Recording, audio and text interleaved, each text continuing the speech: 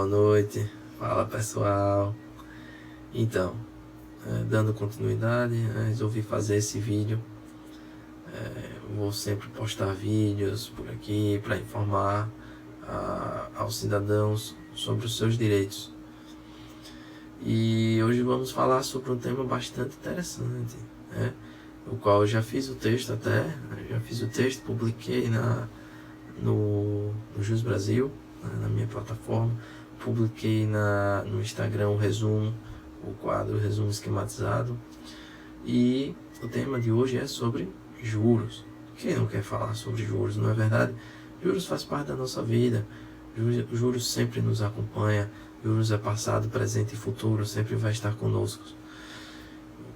E nós vamos falar sobre juros. Então, pessoal, para começar, existe uma limitação da taxa de juros. Os bancos, as instituições financeiras, de uma forma geral, elas devem seguir uma limitação? Em regra, não. Em regra, não há nenhuma imposição legal que limite essa taxa de juros. Nós temos a lei da usura, que ela limita a taxa legal de juros para esse tipo de para esse tipo de contrato. Contrato de mútuo, tecnicamente falando, contrato de empréstimo. Porém, os tribunais superiores entendem que a lei da usura ela não se aplica às instituições financeiras. A lei da usura ela vai se aplicar ali para um empréstimo entre pessoas físicas, uma pessoa física emprestar dinheiro para outra pessoa física. Pode, plenamente possível. A agiotagem, não, calma, não é agiotagem, é acima, quando a pessoa cobra um empréstimo acima do permitido pela lei. A lei da usura, ela limita a 2% ao mês. Não de forma expressa, mas ela diz que é o dobro do permitido pela legal. Então, fica esse limite de 2% ao mês, certo? Como meio de cobrança dos juros remuneratórios, do qual nós estamos falando aqui. É o preço do aluguel do dinheiro, dizem os civilistas, mais clássicos. Então, como eu estava dizendo, a lei da usura ela não se aplica às instituições financeiras. Dessa forma, vai se aplicar ao livre mercado, a economia de mercado. Então, de cada caso, ali, o banco ele vai poder, a instituição financeira de uma forma geral, cooperativa de crédito, cartão de crédito, vai poder cobrar, certo? A taxa de juros que for pactuada, livremente.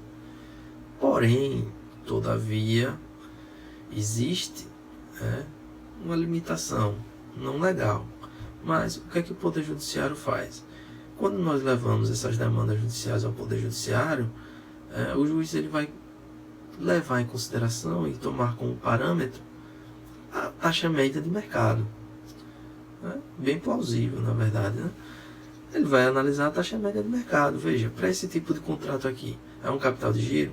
É uma alienação fiduciária de imóvel? É uma alienação fiduciária de carro? É um financiamento de carro, financiamento de imóvel? É um empréstimo, um crédito pessoal, cheque especial, conta garantida? Enfim, são infinitos, tipos de operações de crédito. E o juiz vai tomar como parâmetro a taxa média de mercado. Essa taxa média de mercado ela é divulgada mês a mês pelo Banco Central. O Banco Central ele divulga a taxa média de mercado e, se no caso concreto ficar verificado uma abusividade, certo? Uma abusividade flagrante, o juiz ele vai adequar aquele contrato, vai reequilibrar, o contrato à taxa média de mercado, entende? Então, vamos supor, às vezes a taxa média de mercado pelo bacen divulgado é 1% e a que foi convencionada no contrato foi 2% ao mês. Nós estamos falando do dobro que foi pago, em relação à taxa média de mercado. E aí é plenamente possível, entrar com ação revisional a fim de reequilibrar esse contrato. E não só, mas também se for realmente o caso, de pedir a restituição, né, dos valores que foram pagos a maior. Pedir essa diferença. Vai chegar para o juiz e dizer, olha, eu paguei tanto, né, deveria ter pago tanto, de acordo com a taxa média de mercado, então eu fui lesado nessa diferença, e eu quero essa restituição. Aí você pode pedir a restituição ou a compensação, né, do que tem no saldo devedor a pagar ainda. Bom, então esse é o primeiro ponto. E aí, como você pode fazer essa comparação? Depois eu posso até fazer vídeos aqui explicando como é que você tem acesso a essas taxas de juros. Mas, se você... então falar comigo no direct, enfim, eu vou postar, certamente, não sei quando, não sei, futuramente eu vou postar para explicar, né, como você pode ter acesso a essa taxa de juros do Banco Central. Mas você procura o seu profissional, procura um advogado, uma orientação jurídica, e ele vai saber, né, te orientar melhor como proceder. E aí você vai identificar lá na taxa de juros do Banco Central e comparar o mês que foi feito o seu contrato. E ver se a taxa ao mês ou ao ano ela foi pactuada em conformidade com a média de mercado. Se ela estiver abaixo da média de mercado, não adianta você entrar com ação revisional. Veja, se existir ainda advogado que promete êxito num tipo de ação desse, pelo amor de Deus, né? Com a taxa, você às vezes tem uma taxa, eu já vi casos assim, né? Estagiei no Tribunal de Justiça e já vi casos em que a taxa do financiamento, ou era um financiamento, ela era bem abaixo até, na verdade, porque, veja, isso vai variar, né?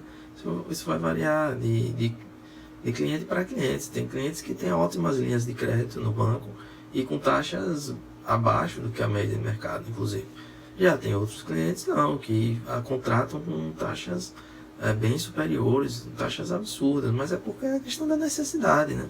A pessoa precisa daquilo e pega o dinheiro, ou compra um carro, compra uma casa e não está sabendo às vezes, né? Pensa que está fazendo um bom negócio. Mas enfim, se a taxa do seu contrato estiver abaixo da média de mercado, não há que se falar em ação revisional, não há que se falar em reequilíbrio das contas, não há que se falar, né, em procedência dessa ação. Então você vai perder, né, judicialmente uma eventual demanda dessa. Outro ponto que eu separei aqui